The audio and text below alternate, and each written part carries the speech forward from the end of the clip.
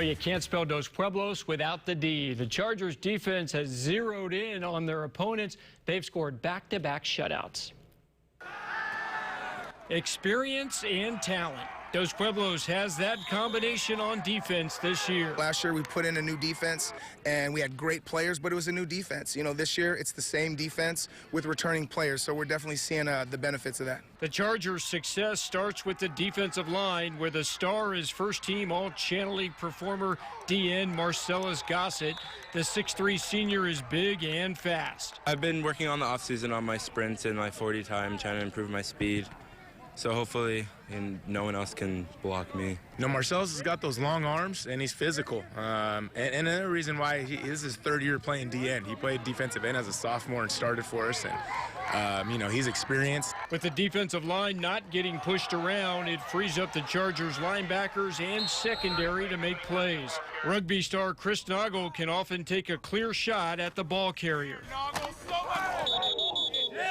It's definitely helped with tackling.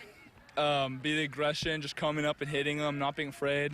And you're taught to wrap up, so I don't miss many tackles that way. The defense has shut out Camarillo and Rigetti in back-to-back weeks and has really benefited with the arrival of defensive coordinator Doug Caines. The former Santa Barbara High School head coach came to DP last year. You know, Nate's very similar to me. He's a guy with a lot of fire and a lot of passion and really believes in building men out here. We're on the same page. Bottom line, him and I want the same thing, which are W's on Friday night and building great young men. I mean, those are our two goals. They work well together. That Dos Pueblos defense figured to be tested tonight by Camarillo. Sure, the Scorpions are not as explosive as last year's CIF championship team, but the Scorpions have guys like Lamb, Cottrell, Moss, and Muscarella, so they're still dangerous. Friday Football Focus reporter Trevor Saffel was at the game. He joins us live in studio with the highlights. Well, Mike, just as impressive as that Dos Pueblos defense has been the Chargers offense. They're averaging 36 points per game so far behind a terrific passing attack. Now, Camarillo gave up almost 50 points last week to the Scorpions, so the defense would have to step up their game tonight. Out to Dos Pueblos High School for the action. Plenty of defense being played. First half, so we pick it up late second quarter. Well, Michael Elbert finds a hole in the defense and takes the Kellen Roberts pass 45 yards. No score, no more. Then it's Camarillo punting the ball, and the defender's going to knock it loose right into the hands of Colby Dowling. Now, he runs this one in, but since you can't advance a fumbled punt, we're going to bring it back, but that's no problem for Jake Moss. He's going to throw it to the sideline where he finds Aaron Moss, who hits the circle button for the spin move, sheds a tackle, and we are all tied up at 7. Chargers now have it in the red zone, and this pass intended for Cyrus Wallace, but a big pass interference penalty against the Scorpions puts the ball at the 3-yard line, and Cyrus Wallace wasn't about to be robbed out of this touchdown. He makes the diving catch to put the Chargers up 14-7. But the very first play after the ensuing kickoff, it's Aaron Lamb who takes a little screen pass, gets a few blocks, and then he's running like he's late for class. 89-yard touchdown score to tie it up at 14. However, the Chargers would pull away late in the game. Big win for DP, 23-14. Is the final. Next week, Camarillo has another tough road game when they play Ventura. Reporting live for Friday Football Focus, I'm Trevor Saffel. Thank you, Trevor. Well, it's been a rough start for the Carpinteria Warriors as they just have not been able to get their offense going. Now, tonight, the Warriors taking on Nordhoff, team that used to be their Tri-Valley League rivals. So we're going to pick it up in the first. Carp starting things off by handing it off to Jacob Guardside. Now, he would make a nice run, spinning and pushing his way in for the first down. Now, that would take us to the second quarter. The Warriors would hand it off once again, right? No, I have no idea where the ball is. You know what? Neither does our camera person. A little trickery right there. That'd be Mikey Garbe takes it off all the way down the field, brings him to the 4, and that's when he would hand it off to a Warrior. Couldn't tell you who it is. And I don't think our camera person knew who it was either. Who cares? Carpinteria would take a 7-0 lead. So Nordhoff looking to get that one back. Parker Johnson to Nick Kanzler. And check it out. Garbe again, this time on defense, laying the smackdown. Now Johnson this time looking to get into the end zone, but Terrell Richardson had other plans. Carpinteria wins a low-scoring game in this one, 10-7. Now Carp stays at home next week to play Oak Park, while Nordhoff is at home to Fillmore. Good win for Carpinteria. They're on the board in the win column and on the scoreboard. Well, the Calabasas Coyotes have a lot of star power and talent. The Coyotes are the top-ranked team in the CIF Division 5, and they're in the LA Times top 25. And this may end up being Pacifica's best team ever. Their record may not reflect it right now because of their strength of schedule. Out to Calabasas. Where are the Kardashians? Not sure, but the ASU Cronkite Sports Bureau was there. We always appreciate it.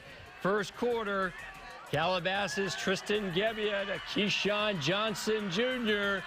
Catch and carry, goes 60 yards for the touchdown. And third game in a row where Calabasas has scored in the first 45 seconds. Gebbia back to the air to Brendan Bookie Radley Hiles. You know, with a name like that, he's good, right? 27 yards for the touchdown.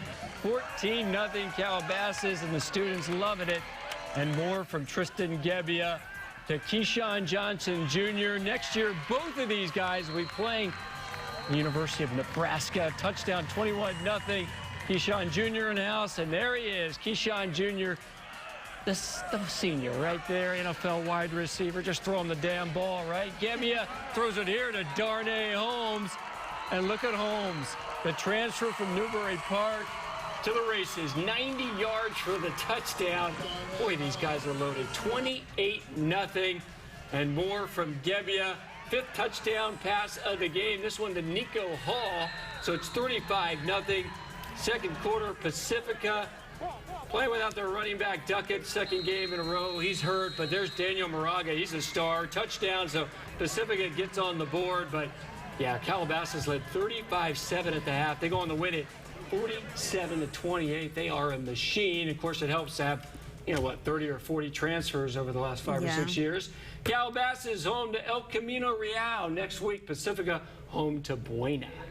Well, the St. Bonaventure Sheriffs at home tonight against La Quinta. Now, the Blackhawks, that is. They traveled all the way from the Palm Springs area. That's 3 hours out. Out to Ventura College we go as the Sheriffs were looking to get more points from their offense. We're going to pick it up in the first with the game scoreless. St. Bonnie's came out firing the football. Mason Quant hooking up with Jacob Bravo for the first down.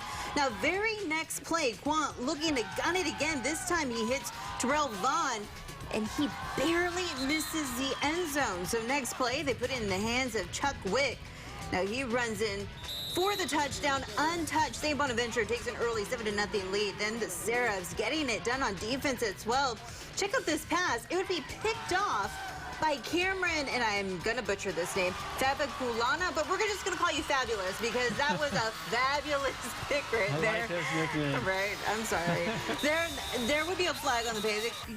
Play would get pushed back a tad, so Quant keeping this one himself, he would take a hit, but pop right back up. That would lead to this. Noah Gianelli would be wide open into the end zone, so Quant jets it over for him for the touchdown. Now, he's just a junior. That would be Gianelli. Big boy, though. 6'4", 235 pounds, so who would really want to tackle him? Seraphs up 14-0. Earlier, we talked about the defense. Did you check that out?